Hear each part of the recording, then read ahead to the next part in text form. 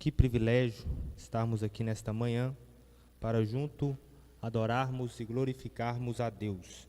Eu queria convidar você a abrir a sua Bíblia comigo no livro de Jó, capítulo de número 1.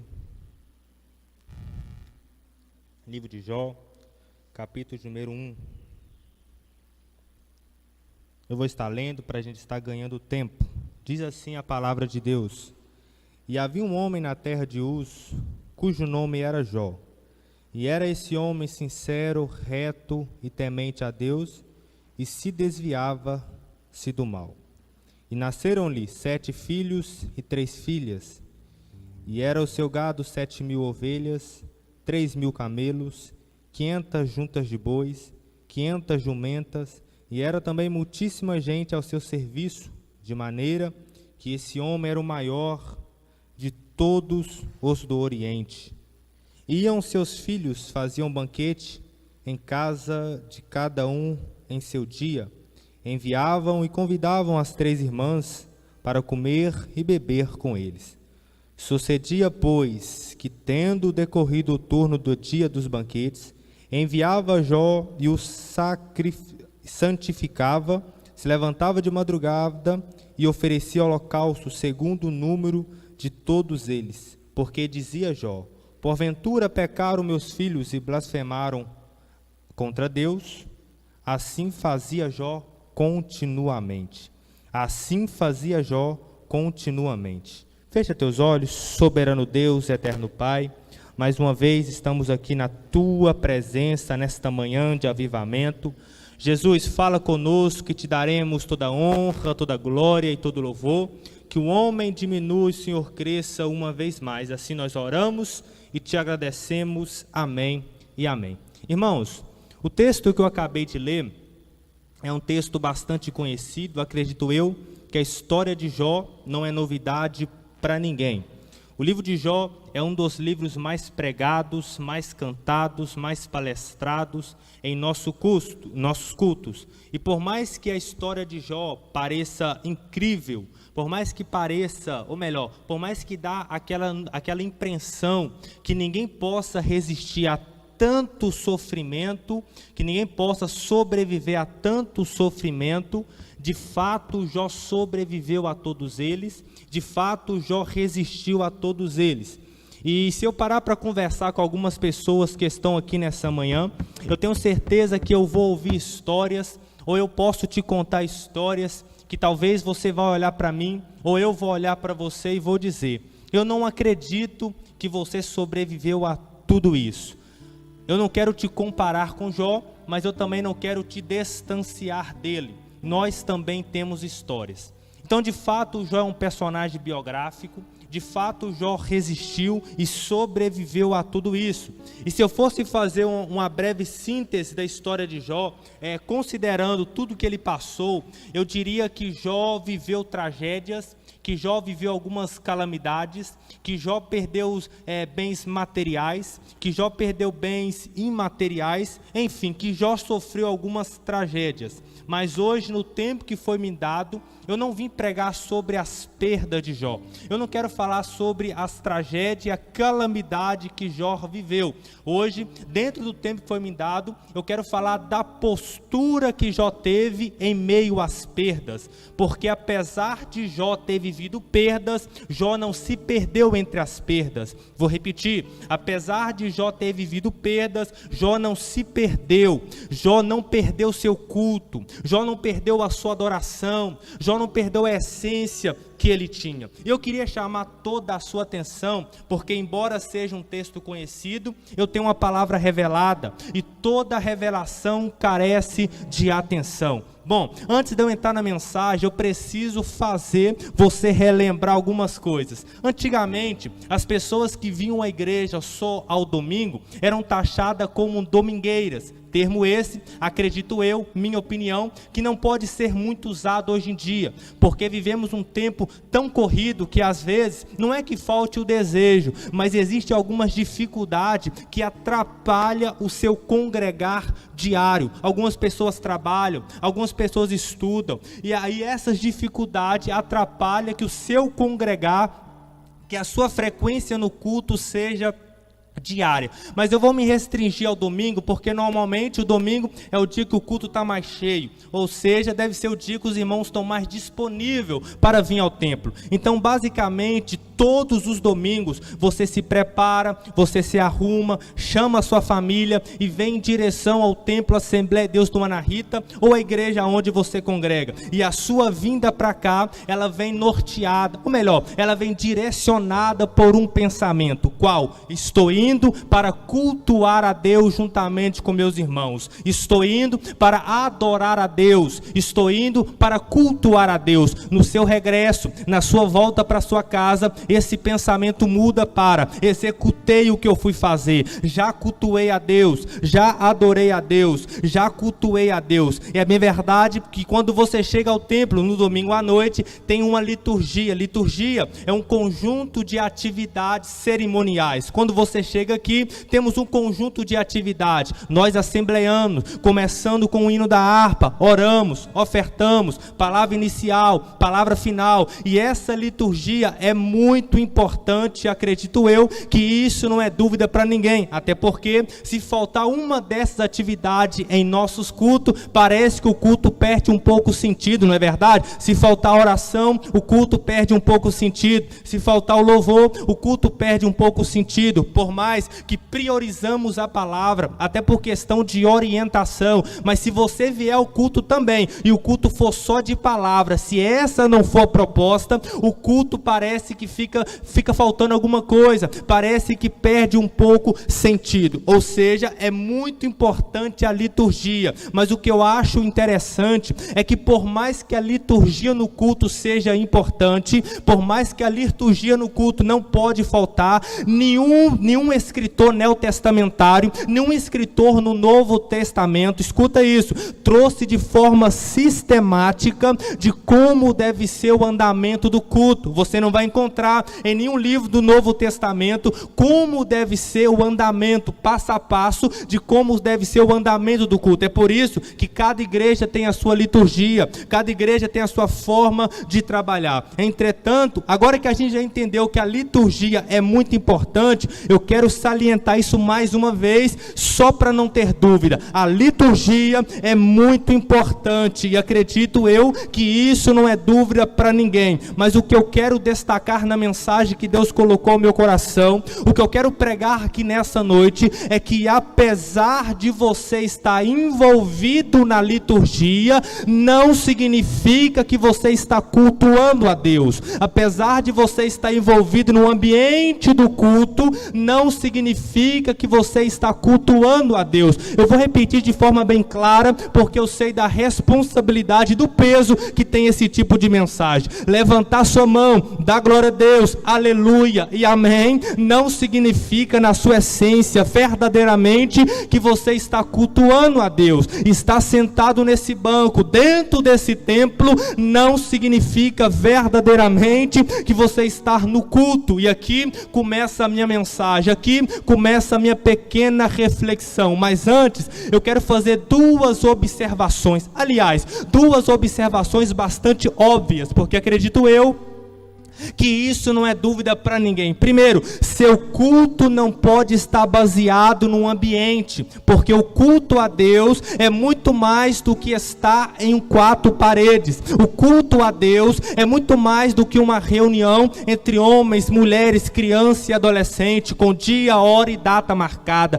O culto a Deus é integral, o culto a Deus é o tempo todo. O culto a Deus começa quando você se levanta de manhã, o culto a Deus vai com você no almoço, vai com você no trabalho. O culto a Deus é aqueles minutinhos que você tira para ler a palavra no seu intervalo trabalhista. O culto a Deus vai com você no trânsito, às vezes para algumas pessoas estende até de madrugada. Ou seja, o culto a Deus é o tempo todo, é de forma integral. E eu queria aqui provar isso com um texto bíblico. A Bíblia conta em Atos dos Apóstolos que uma certa vez tinha uma mulher de Tiatira chamada Lídia, e essa mulher está envolvida na liturgia. liturgia. Essa mulher está no meio de outras mulheres, está cultuando no meio de mulheres, está ofertando no meio de mulheres, mas a Bíblia diz que só depois que Paulo chega, Paulo e Silas começam a pregar a palavra, então naquele momento Deus abre o seu entendimento, ela aceita o evangelho entra na sua casa, muda a sua história e muda a sua vida. Ou seja, eu aprendo com esse texto que esta mulher está no ponto do culto, está no ambiente do culto, está envolvida na liturgia, mas ainda não está cultuando a Deus. Ou seja, estar no ambiente, estar envolvido, nem sempre significa que você vai estar no culto. A pergunta que fica é: Mateus, mas o que leva uma pessoa a estar envolvido na liturgia, está no ambiente e não está cultuando a Deus? Existem vários motivos, mas eu quero destacar apenas um e eu já caminho para encerrar. Qual? Motivação. Motivação é uma que tira você da inércia. Motivações erradas dificilmente te levam a um culto na sua essência. A pergunta que devemos nos fazer é: o que você veio fazer aqui nessa manhã? Qual foi o motivo que te trouxe aqui? Qual que é a sua motivação para estar presente aqui? Porque quando você vem ao culto com motivações erradas, você não consegue prestar um culto a Deus na sua essência. É bem verdade que nem todos que vão ao culto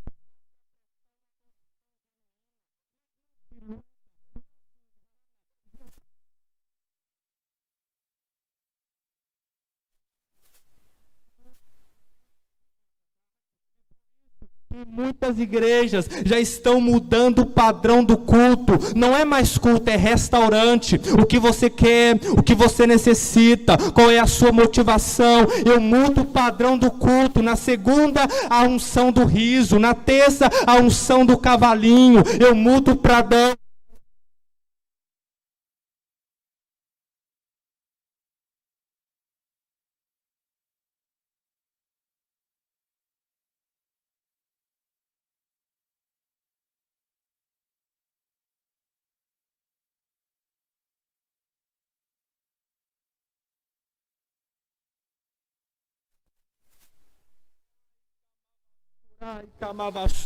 Segunda observação: seu culto não pode estar ligado nos benefícios da presença de Deus. Escuta isso, porque aqui eu entro no texto. O seu culto não pode estar ligado nas coisas e nas bênçãos que a presença de Deus traz para a nossa vida. Porque culto não é ter, culto é ser. E eu gosto disso, porque Jó aprendeu isso da melhor forma. Aleluia.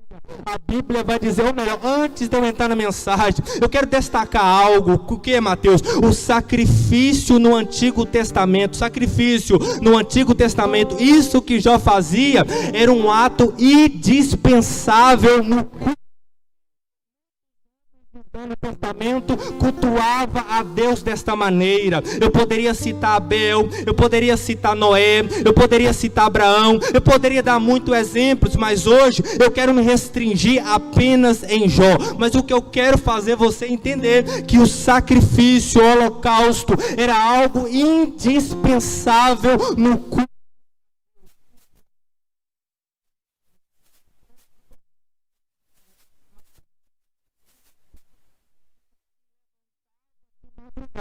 E eu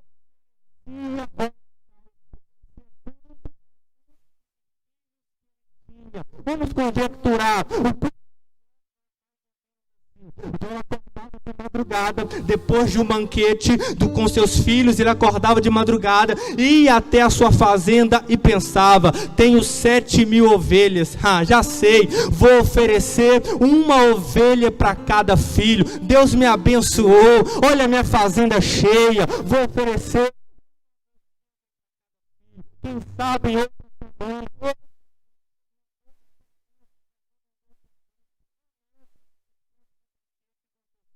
já se levanta de madrugada. Hoje eu vou fazer diferente.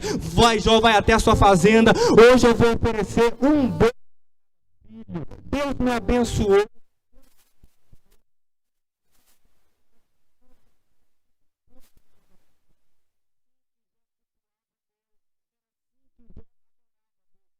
Satanás observando, Satanás analisando, ele começa a pensar: peraí, toda vez que Jó vai na sua fazenda, tem boi, toda vez que Jó vai na sua fazenda, tem ovelha, toda vez que Jó vai na sua fazenda, tem carneiro. Aí Satanás chega à seguinte conclusão: já sei,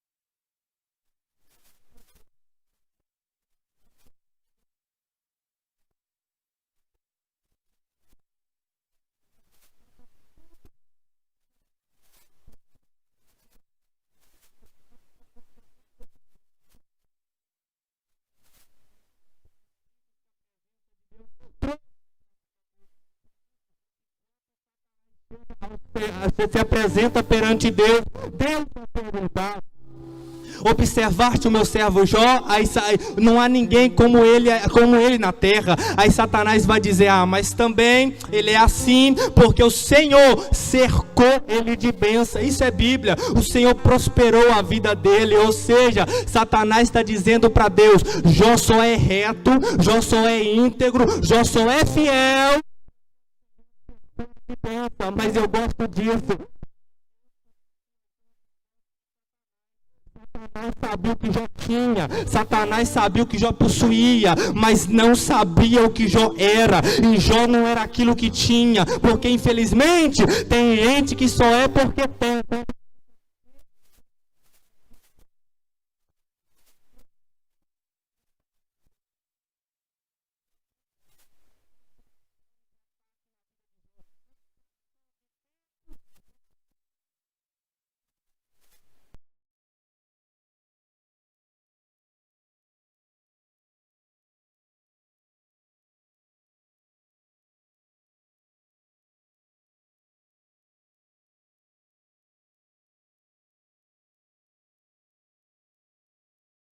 Foi de forma inesperada, foi no único dia, mas o que eu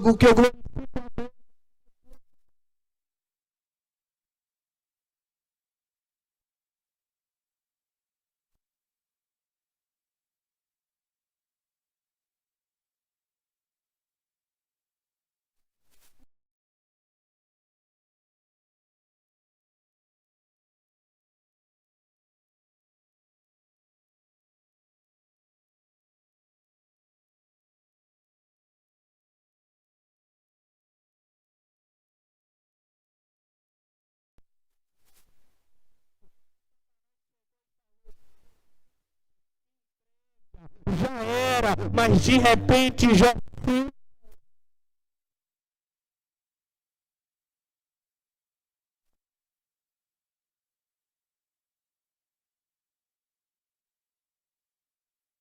vergonha do inferno.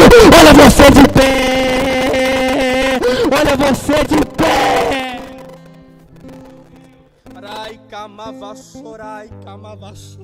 Quando Jó se levanta, Jó começou a filosofar. Aí Jó começa a dizer assim: quando eu nasci, eu vim nu. Quando eu morrer, eu vou nu. Nesse momento, Jó chega a duas conclusões. Quantas? Nesse momento, Jó chega a duas conclusões. Primeiro, se eu vim sem nada e eu vou sem nada, Jó entendeu o seguinte: se eu vim sem nada e não vou levar nada, e se no meio eu tive, foi graça de Deus, foi favor de Deus, porque eu não tenho nada, porque se eu tive, foi graça, foi favor de Deus. Irmão, isso aqui é lindo demais, porque isso aqui fala de gratidão. Quando eu e você entendemos isso aqui que Jó entendeu, o nosso culto não para apesar das perdas. Quando eu e você entende isso aqui que Jó entendeu, o nosso culto não para. Por quê? Porque ainda que você perde alguma coisa, você não vai estar perdendo, porque você só perdeu o que Deus deixou por um tempo. E hoje eu te convido a fechar teus olhos aqui neste momento. Eu trouxe uma mensagem para sua reflexão. Hoje eu te convido a fechar teus olhos, porque Jó me dá uma aula de adoração, e Jó me ensina a adorar até pelas perdas. Eu não sei o que você perdeu nesse ano de 2020, mas eu te convido a fechar teus olhos e começar a agradecer, começar a adorar a Deus pelas perdas, adore a Deus pela porta que fechou, adore a Deus por aquilo que você perdeu, porque se você perdeu, um dia esteve, e se esteve foi favor de Deus, foi graça de Deus. Adore a Deus pelo que foi, porque se foi, um dia teve presente, e se teve presente, foi graça, foi misericórdia, foi favor de Deus. Eu imagino alguém chegando para Jó: Jó, tem boi, Jó? Tem não, eu tinha, mas eu perdi. Tem camelo, Jó? Tem não, eu tinha, mas eu perdi. Tem filho, Jó? Tem não, eu tinha 10, mas acabou tudo, perdi meus 10 filhos. E culto, Jó, tem? Culto tem, não tem boi, mas tem culto, glórias. Não tem saúde, mas tem culto. A porta fechou, mas tem culto. O milagre não aconteceu, mas o culto vai continuar. Tem culto aí? Quem trouxe culto? Quem trouxe culto para essa manhã? Tem gente que chegou arrastado, mas o culto está aí, o culto está aí. Eu glorifico a Deus, irmão, porque existem algumas coisas que o diabo vai conseguir tirar de você, mas existem outras que ele vai patinar, sapatear, jogar no frevo, levar para Iemanjá, tocar tambor a noite inteira, mas não vai conseguir tirar o que, Mateus? O seu culto, o seu culto, o seu culto a Deus. Ai, Jesus.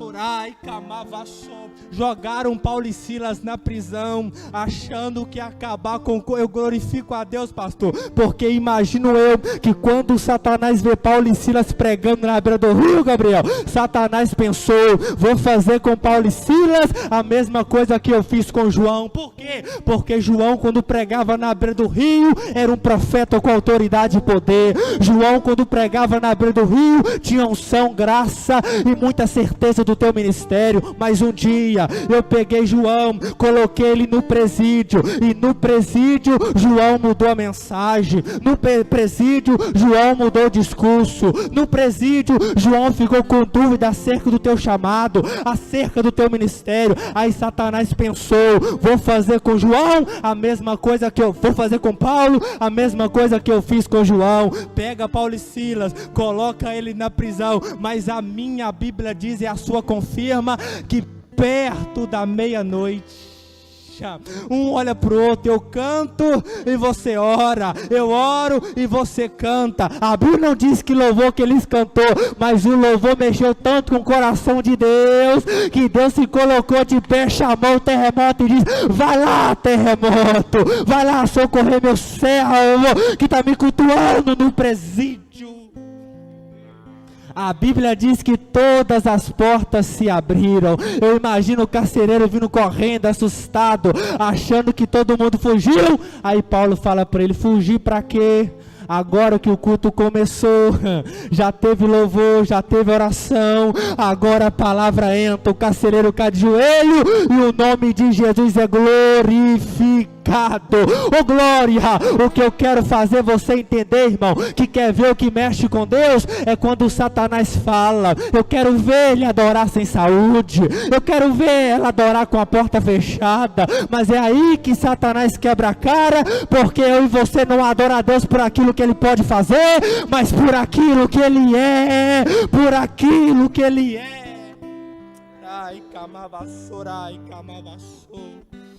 Para concluir, a Bíblia diz que Satanás volta mais uma vez na presença de Deus. Aí Deus disse: viu, Satanás, falei com você que o culto de Jó não estava ligado aos benefícios.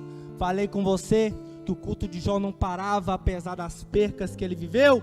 Aí Satanás vai dizer assim: ah, mas também ele tem saúde. Deixa eu tocar na saúde dele, que eu quero ver se o culto dele não para. Eu quero ver se o culto dele não acaba. E a Bíblia diz que Satanás, Deus permite, Satanás vem na terra e fere Jó com uma chaga maligna. Alguns estudiosos apontam para a lepra. No tempo de Jó existia 6 tipos de lepra. A lepra que Jó pegou é a pior lepra de todas. A lepra de Jó estava desfigurando a sua pele, estava mudando a cor da sua pele. O cheiro de Jó era sentido a quilômetros de distância. Mas a Bíblia diz que mais uma vez, Jó vai sentar nas cinzas e Jó vai começar a filosofar. Jó pega um pedaço de telha e começa mais uma vez a filosofar. Quem dera se eu tivesse um ponteiro de pedra ou um ponteiro de ferro, para que eu pudesse lavrar na minha pele, que ainda que a minha pele grude nos ossos, eu sei que o meu Redentor vive, aleluia. Irmão, será que você conseguiu perceber que Jó viveu 2 momentos em sua vida? O primeiro momento que Jó viveu, eu ilustrei com você aqui. Jó, quando vai cultuar a Deus, ele procura elementos do lado de fora. Como assim? O que vou ofertar, o que vou oferecer, o que eu vou sacrificar. Esse é o primeiro momento que Jó viveu. Mas no segundo momento da vida de Jó, não tem mais boi, não tem mais ovelha, não tem saúde, não tem dinheiro e nem filhos. E nesses momentos da vida da gente, o culto não pode parar. Nesses momentos, o culto tem que continuar. Então, se não tem elementos do lado de fora, Jó vai buscar elementos do lado de dentro. Glórias. Talvez alguém perguntou: Jó, como é que vai ser o culto hoje? Por quê? Porque não tem mais boi, não tem mais ovelha, não tem mais carneiro. Aí Jó diz: então o culto não vai ser pelo que eu tenho, vai ser pelo que eu sei. E o que você sabe, Jó? Eu sei que o meu Redentor vive. Ai, Jesus, oh glória. Vai ter momentos na sua vida, meu querido e amado irmão, que o culto não vai ser pelo que você tem, vai ser pelo que você sabe. Vai ter momentos que a crise vai ser grande, que a tragédia vai ser tão grande, que o seu culto não vai ser pelo que você possui, mas vai ser pelo que você sabe. E o que você sabe? Você sabe que o seu Redentor vive, você sabe que a promessa está de pé. Só quem tem promessa, levanta a sua mão direita, levanta, não, levanta as duas, porque eu estou sentindo a graça de Deus aqui. Vai ter momentos na sua vida que o seu culto não vai ser pelo que você tem, mas vai ser pelo que você sabe. Você sabe que Deus está cuidando da tua casa, você sabe que Deus está cuidando da tua família, você sabe que Deus te chamou, você sabe que Deus te escolheu. Só quem tem certeza, levanta a mão, abre a boca e adora. Arai, camavassou. Vai ter momentos que o cenário vai ser caótico, e nesse momento o seu culto não pode parar, nesse momento o teu culto não pode cessar. Ei, deixa eu te falar um negócio aqui. Satanás jurou que essa provação ia tirar o glória a Deus da sua boca. Satanás jurou que essa luta ia tirar o aleluia da sua boca, mas para vergonha do inferno, olha onde você está sábado de manhã, olha onde você veio. Ai, camavassorai, soberano Deus, eterno Pai, aonde houver um coração aberto, uma alma sedenta pela tua presença, aonde houver alguém que veio receber algo da parte do Senhor, eu não sei qual é a necessidade, mas eu venho pedir ao Senhor, vai ao encontro dessa pessoa agora, restaura a saúde, renova a alma, em nome de Jesus, Senhor, eu oro e te agradeço. Amém e amém.